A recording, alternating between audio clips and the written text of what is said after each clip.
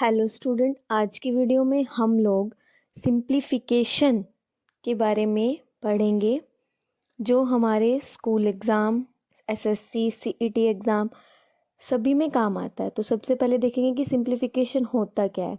तो complex maths question को step by step solve करना क्या कहलाता है? सिंप्लीफिकेशन। जो बड़ी बड़ी इक्वेशन होती है, ठीक है, उनको सॉल्व करना, जिसके लिए हम एक रूल फॉलो करते हैं, बोर्ड मास रूल बोलते हैं जिसको। तो बोर्ड मास रूल होता क्या है? बोर्ड मास रूल होता है जिसमें बी की फुल फॉर्म होती है बी से ब्रैकेट, ठीक है, ओ से ऑर्डर, डी से डिवीज़न, एम से मल्टीप्लिकेशन, ए से एडिशन, ठीक है,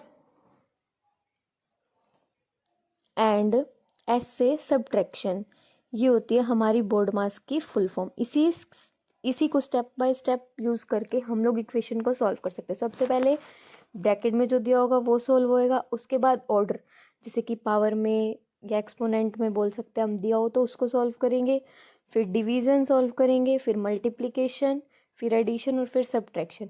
डिवीजन और मल्टीप्लिकेशन जो होती है ना, वो लेफ्ट टू राइट सॉल्व होती है।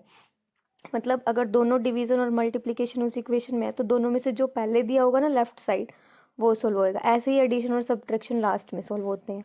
इसका यूज़ करके हम लोग एग्ज़ाम में हमारी मिस्टेक्स को अवॉइड कर सकते हैं, और इस रूल को फॉलो करने से हमारा काफ़ी सारा जो टाइम है वो भी सेव होता है, ठीक है।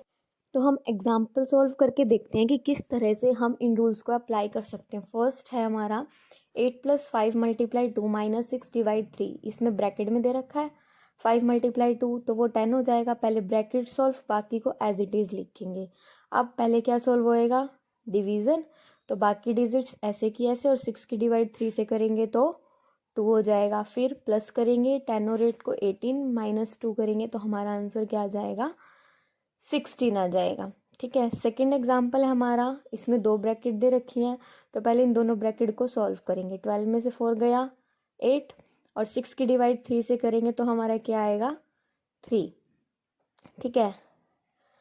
एक सेकेंड, 6 की डिवाइड जब हम 3 से करेंगे तो वहाँ पे 3 नहीं आएगा, वहाँ पे आएगा 2। ब्रैकेट सॉल्व होगी हमारी। ब्रैकेट सॉल्व होने के बाद मल्टीप्लाई करेंगे, 8 × 2 = 16, फिर प्लस करेंगे 5 तो 21 हमारा आंसर हो जाएगा। इसी तरह से थर्ड एग्जाम्पल दे रखा है। थर्ड एग्जाम्पल में भी ब्रैकेट को सॉल्व करेंगे पहले, 3 × 2 = 6, बाकी डिजिट एज इट इज़। अब पहले डिवाइड सॉल्व होगा, 18 की डिवाइड 6 से करेंगे तो क्या आएगा हमारा? 3। 6 × 3 = 18, तो 3 आ जाएगा। बाकी डिजिट ऐसे। अब पहले प्लस कर दो, फिर उसमें से 1 माइनस कर दो, तो आंसर आ जाएगा हमारा 6। उसके बाद हमारा फोर्थ जो एग्जाम्पल है उसमें 2 ब्रैकेट है। एक पूरी ब्रैकेट के अंदर प्लस मल्टीप्लाई ब्रैकेट और डिवाइड है, तो पहले हम ब्रैकेट के अंदर जो ब्रैकेट है ना उसको सॉल्व करेंगे, बाकी डिजिट एज इट इज़ रखेंगे। 6 × 2 = क्या हो जाएगा? 12, डिवाइड 3। अब इस ब्रैकेट के अंदर प्लस और डिवाइड है, तो पहले क्या सॉल्व होएगा? डिवाइड। 3 की डिवाइड 12 से करेंगे तो हमारा आएगा 4। अब इस ब्रैकेट में प्लस ऑपरेशन रहेगा, तो प्लस को सॉल्व करेंगे तो 12 और 4 16 हो जाएगा, ठीक है। और 50 में से 16 जब हम माइनस करेंगे तो हमारा आंसर क्या आएगा? 34। ये था हमारा सिंप्लीफिकेशन। इसमें हमें बातें क्या क्या याद रखनी है? सबसे पहले हम किसको सॉल्व करेंगे? ब्रैकेट को सॉल्व करेंगे। उसके बाद डिवीज़न और मल्टीप्लिकेशन लेफ्ट टू राइट चलेंगे। फिर एडिशन और सब्ट्रैक्शन लास्ट में सॉल्व होगा, वो भी लेफ्ट टू राइट। हर स्टेप को हम क्लियरली सॉल्व करेंगे तो हमारी जो कैलकुलेशन है वो कम होएगी। ये जो टॉपिक है हमारा एसएससी, सीईटी, स्कूल एग्ज़ाम सभी के लिए काफ़ी यूज़फुल है। तो आपको अगर ये वीडियो यूज़फुल लगी हो तो वीडियो को लाइक एंड चैनल को सब्सक्राइब ज़रूर करें। नेक्स्ट वीडियो में हम लोग इसके जो और ट्रिकी क्वेश्चंस हैं जो एसएससी के एग्ज़ाम में आते हैं उस लेवल तक के क्वेश्चंस को सॉल्व करेंगे। Thank you.